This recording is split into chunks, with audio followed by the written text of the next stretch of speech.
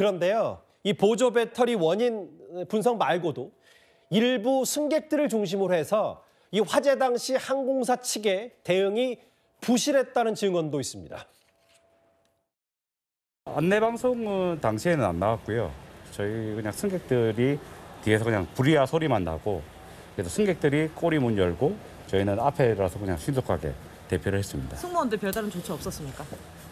그 연기도 자욱하고 해서 뭐 딱히 인지는 안 되는 것 같습니다. 승무원들 중간중간에 있는 승무원들이 문을 열고 제가 도망을 하게 되잖아요. 없어요 않고 우리가 문 열고 우리가 내려왔어요. 그래 우리가 승객들 탈출시키고 우리 집사람 탈출시키고 다른 승객 탈출 제가 몇 개 나왔어요. 기사는 딱 걸렸잖아요. 그냥 탈출기에 있는 거 치료 안 걸렸냐니까. 저는 그런 사태가 거의 몰랐습니다. 그럼 사람들이 이렇게 많이 죽었으면 다시 책임이 있잖아요. 대답도 안 하고. 대신 아무도 다친 사람이 없고 이 정도면은 승무원들 진짜 빨리 대처를 잘했다고 생각해요. 근데 불만이 있는 분들은 어쩔 수 없는 것 같아요. 개개인의 차이가 있으니까. 승객들마다 격앙된 승객들도 있는 반면에 비교적 대처를 잘했다는 저 승객의 마지막 목소리도 있어요. 그 이영주 교수님, 전문가가 보셨을 때 탑승객들, 승객들의 얘기 중에 안내 방송이 없어서 아수라장했다. 이게 가장 오늘 큰 논란거리였어요? 네, 이건 사실은 안내 방송이 없어서 아수라장이 됐다라고 이제 승객분들은 또 생각하시겠습니다만, 또 반대로 생각하면 안내 방송이 나가기 이전 단계, 너무 빨리 승객들이 화재난 상황을 알았기 때문에 이미 이제 아수라장이 된, 빨리 대피를 하기 위해서 아수라장이 된 상황이 아닐까 싶긴 하거든요.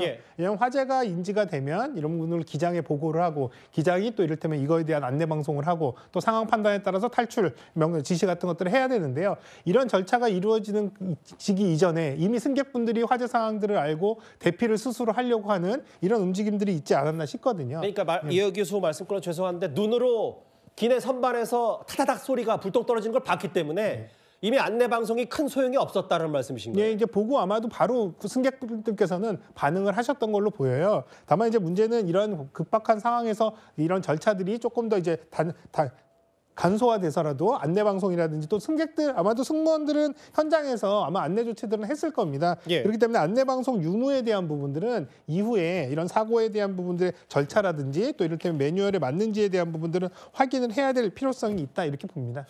근데 이제 이런 부분이, 근데 만약에 이게 누구나의 일이 될 수 있기 때문에 안내 방송을 어떤 방식으로 할지 모르겠지만, 승객 여러분, 이렇게 일단 안정을 취해야 되고, 지금 이 시간에 짐을 갖고 섣불리 움직인다거나 더 큰 사고로 이어질 수 있는 안내 방송은 뒤늦게라도 해야 되는 게 맞는 건 아닌지 모르겠어요. 예, 그래서 저도 그 부분을 좀 말씀드리고 싶은데요. 당장 급박한 상황에서 이런 안내 방송이 그 시기에 정확한 시점에 나가진 않았다 하더라도요. 추후에 여러 가지 상황들 조치에 따라서 어떻게 진행되고 있는지에 대한 부분들의 안내 방송들은 후에라도 나갔어야 될 필요는 분명히 있습니다. 그래서 과연 이제 이러한 부분들이 늦게라도 정확하게 절차에 따라서 진행이 됐는지, 이런 부분들은 좀 확인이 필요한 사항입니다. 또 하나 있어요. 일부 승객의 주장에 따르면 승객이 직접 비상구를 열었다. 에어부산은 뭐라고 얘기하고 있냐면, 매뉴얼에 따라서 승무원이 승객에게 요청했다고 했는데, 이거 저희가 어떻게 봐야 될까요? 이 부분은 서로 양쪽의 의견, 주장이 좀 달라서 나중에 좀 확인이 필요한 부분들인데요. 일부 승객께서 화재 상황을 바로 확인한 이후에 본인들이 스스로 문을 열어서 슬라이드를 전개하고 대피를 했다라고 이제 말씀들을 하시고 있고요. 이런 내용들이 보도가 된 이후에 항공사 측에서는 그 당시에 승무원이 출입구 주변에 계신 승객한테 이런 부분들을 보조해달라, 그래서 문을 열어달라는 요청을 해서 그분들이 이제 문을 열어서 탈출을 한 거다, 이렇게 이제 해명을 했습니다.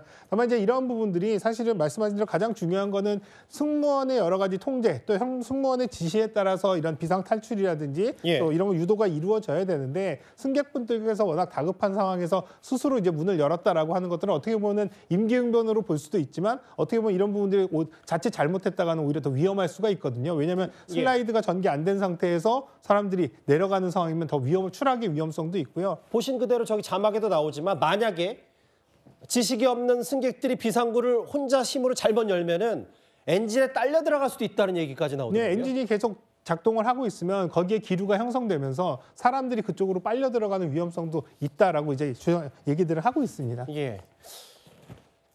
그리고 이 두 가지 얘기는 아마 정확한 감시 과정, 조사 과정에서 밝혀져야 되겠죠. 시청자 여러분이 꼭 유념하셔야 될 게 있습니다. 이제부터 만나볼 이 장면.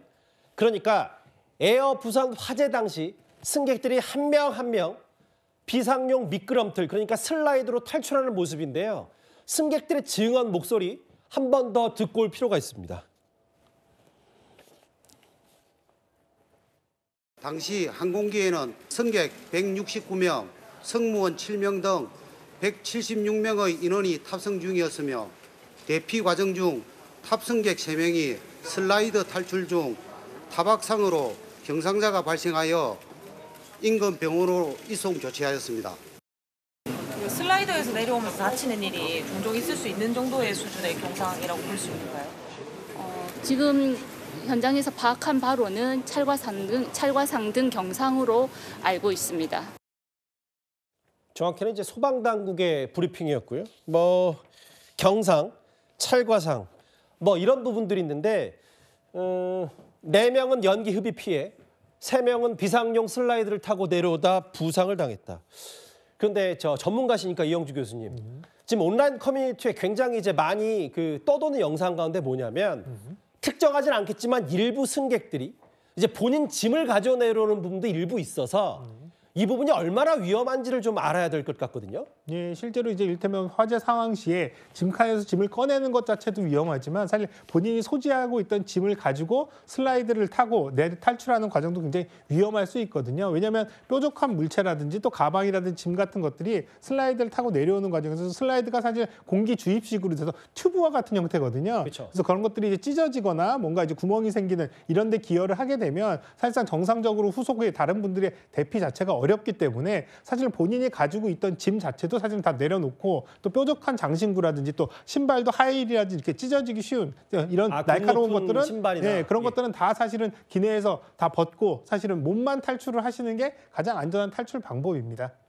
근데 이제 물론 경황이 없고 워낙 급박한 상황이니까 잘 안 지켜지는데 저것도 사실 매뉴얼대로라면 시청자들 분들 뭐 승객이 될 수 있는 분들 다 유념해야 되지만 저것 또한 사실 통제가 더 필요한 부분 아닌가 싶기도 해서요. 맞습니다. 승무원들은 탑승구 주변에서 탈출을 할 때 탈출구 주변에서 승객들을 한 분 한 분 내려보내면서 내려보낼 때의 안전한 조치 그리고 또 내려보낼 때의 간격이라든지 시간텀 같은 것들을 통제를 하면서 탈출을 시켜야 되거든요. 그래서 아마도 승무원분들께서도 워낙에 급박한 상황에서 이루어지다 보니까 저런 위험성이 있는 이런 여러 가지 물건이라든지 혹은 또 짐 같은 것들에 대한 통제 이런 것들이 적극적으로 이루어지지 못한 점은 사실 사고가 발생하지 않았기 때문에 다행입니다만 그래도 좀 아쉬운 부분이라고 말씀드릴 수 있겠습니다. 허 변호사님, 이게 참사가 일어날 뻔했다. 굳이 저희가 정말 가슴 아팠던 안타까웠던 한 달 전 제주항공 참사까지 거론하는 게 이게 맞는지 모르겠지만 이런 일이 더 이상 벌어지면 안 되니까요. 해당 시각에 바람이 많이 불어서 그런데 이제 이륙을 앞두고 있기 때문에 항공유가 거의 가득 차 있어서 정말 이게 자칫 잘못했으면 폭발로도 이어질 수 있는 상황이었다면서요. 상당히 아찔한 상황이었습니다. 다행히 소방당국에서 양 날개에 항공유 35,000파운드가 가득 실려 있다라는 정보를 초기에 입수를 하고 지금 영상에서 보시는 것처럼 날개를 굉장히 열심히 사수를 했습니다. 그러니까 불이 지금 위쪽으로만 나고 있는 상황이잖아요. 그래서 지금 기체가 반소된 상황에서도 다행히 날개로 불이 이어붙지 않아서 항공유를 폭발하거나 뭐 이런 대형 화재로 이어지지는 않은 상황으로 보입니다. 예. 그런데 한 가지 관련해서 좀 짚고 싶은 문제점이 지금 당시 탑승했었던 승객들의 증언에 따르면 슬라이드를 타고 내려와서 승객들이 이동할 수 있는 버스가 있었고 거기에 다 타서 출발을 기다리고 있었는데 운전기사도 오지 않았고 그래서 이 기체, 불타는 기체에서 연기가 나서 불이 번지는 그 시간이 좀 있었는데도 불구하고 이동을 하지 못해서 불과 50m 안팎의 지척에서 그대로 불이 타오르는 모습을 보고 있었어야 했다는 겁니다.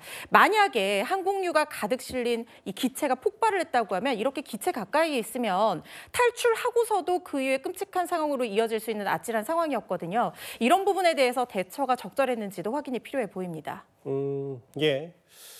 이제 오늘 뭐 반소된 항공기 이제 정밀 감시도 시작이 됐고 화재 원인이 진짜 보조 배터리가 맞는지 안내 방송은 어떻게 적절히 이루어졌는지의 여부를 국토부 등 이 당국이 제대로 조사를 해서 아마 저희 이어지는 내일 뉴스탑10에서 그 얘기도 전해드릴 수 있을 것 같습니다. 첫 번째 이슈는 여기까지였습니다.